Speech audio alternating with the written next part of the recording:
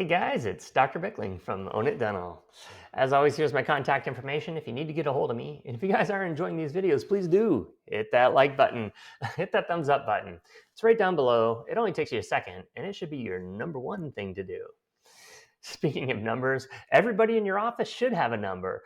And we'll talk about that in just a little bit. So let's dig into it.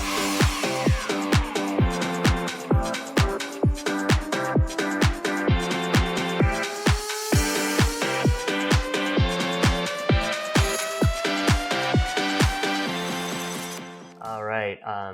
Like I said, everybody in your office should have a number. I'm going to explain what that means in just a little bit. But before I do, I want to tell you a little story. One of my clients recently had a 99% pre appointment rate with their hygiene patients. And that's amazing. As you all know, I recommend at least a 98% or better pre appointment rate with your filled hygiene. And the reason why is that if you get less than that, you're actually going to be losing more patients than you're going to be bringing in with new patients.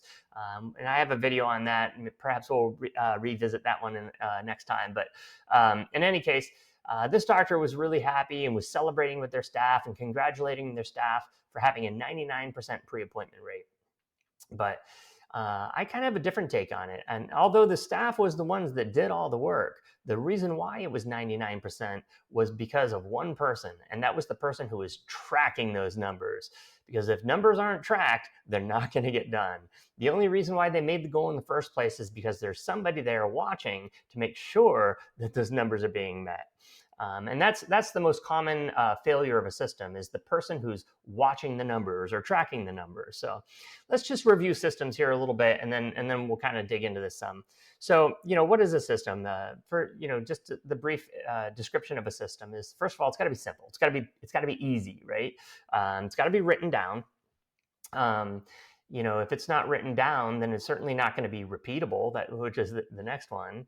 And then the two over here that are the problem is it's got to be measured and it's got to be verifiable, right? It's got to be objective in some type of a nature. And what's more objective than numbers? And that's why I say each member of your staff should have a number. So what are some numbers, some examples of numbers that your staff can have? So some examples would be, your hygiene coordinator or maybe your hygienist, whoever is responsible for your daily or weekly or monthly filled hygiene goals. They should have a number. What's their daily goal? What's their monthly goal? What's their weekly goal? The hygiene coordinator or your hygienists, they're probably the ones making your hygiene reactivation calls. Well, do they have a daily number of calls that they're supposed to meet or a weekly number of calls that they're supposed to make? That's their number. If they need to make 50 a day or 20 a day or something like that, are they making those calls, and who's verifying it? Your doctors have numbers that they have to meet. They have production and collection numbers. I used to do a patient satisfaction score. I had an app that would give me about 15 to 20 reviews of how my doctors are doing throughout the day on any given day. So I would have a pretty accurate idea of my patient satisfaction with my doctors, and I would have a goal that they would have to meet. They'd have to be 4.8 stars or better, on a daily basis. And if there wasn't, I'd simply ask why. Case acceptance rate. You should have a case acceptance goal. That's a number. Your assistants can have numbers. Maybe your assistants are making follow-up calls. How many follow-up calls did they make in a day? Are all the notes signed? Are your assistants doing the notes? Well, were they all done and were they all signed? They should have a number. Somebody should be tracking that. Sometimes you could do with lab cases. Maybe you have a percentage of, these are the number of lab cases, percentage of lab cases we want to be in and on time. And if we fall below that number, then tell me why. What's going on? Maybe we can change the system. Your front desk obviously has lots of numbers that they can do. They're probably doing treatment plan follow-up calls. Well, how many are they supposed to do in a day? And are they meeting that goal? Maybe they're doing the AR, maybe you should have some goals based on your 30, 60, or 90-day AR. And so that would be one of their numbers. And again, those need to be tracked. And what's going to happen is all of these people, they have their numbers and they're going to turn it into somebody. They're going to turn it in either to your office manager or to you as the owner. And you guys are going to sit down, maybe at least once a month, if not, but sometimes once a week. I would have my office meetings once a week, and I would know my numbers. I would know how many, pre-appointment, what our pre-appointment percentage was. I would know how many reactivation calls were being met. I knew all of those numbers on a weekly basis. And if people didn't meet their goals, I would simply bring them in and say why. Whoever was responsible for that number, they have to sit down in front of me and they have to tell me why they didn't meet that goal. Now, this isn't necessarily, a bad conversation. I'm not beating up on them.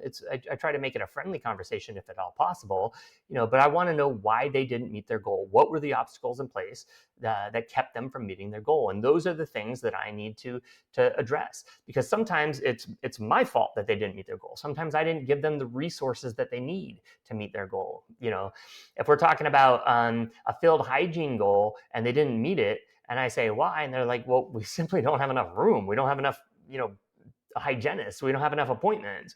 Well, that's my fault as the owner. That's nothing they can do. They can't fill an appointment that doesn't exist. So, I need to, one of my jobs as a CEO is to give my staff the resources that they need to meet their goals and then get the heck out of the way. But if they have all the resources that they need and they're still not meeting their goals, then perhaps they need either more training or perhaps we need to put a different person into that role. But it's my job, or whoever's job it is, to oversee these goals, to oversee these numbers, to sit down with that person and simply ask them, why didn't you meet your goal? And then if they did meet their goal, you need to bonus them heavily on meeting their goals. The whole point of having a number is that if they fall short of the number, you need to have a conversation with them. You have to at least ask, why didn't you meet that number? And although it might be a friendly conversation, it's still somewhat uncomfortable for the staff to have to sit down and explain themselves to you. But if they do make that number, it should be very rewarding for them. It should be a celebration for them. So it's a little bit of carrot, a little bit of stick, when it comes to goals. But everyone on your staff should have a number. At least the team leads, for that matter, should have numbers, and they should be reported to you at least on a monthly basis, if not more likely on a weekly basis, something along those lines. So, as I said, the most common failure of a system is always at the top. It's always the person who's checking the numbers, checking the data. And if you don't have anybody on a consistent basis checking those numbers and holding people accountable to make sure that they're reaching those numbers, then that system is just going to go nowhere to die. And so if you've ever had a system that, you put it in place and it lasts a week, this is why, because there's nobody at the top that's actually checking the numbers and making sure that it's being done. So the most common failure of a system is always at the top. So in any case, I hope you enjoyed this video. Try to give at least your team leads a number that they can track and turn into you at least once a month, if not once a week. So, again, I'm Dr. Bickling. Here's my contact information, and I'll see you on the next one. I'll talk to you soon. Bye. If you enjoyed this video and want to see more content like it, go to ownitdental.com or click the link above and check out my services. I have dozens of hours of training videos and have negotiated reduced lab fees for all my clients. So if you want to get out of the dental chair and start owning your business, go to ownitdental.com and check out my services, and I'll see you soon.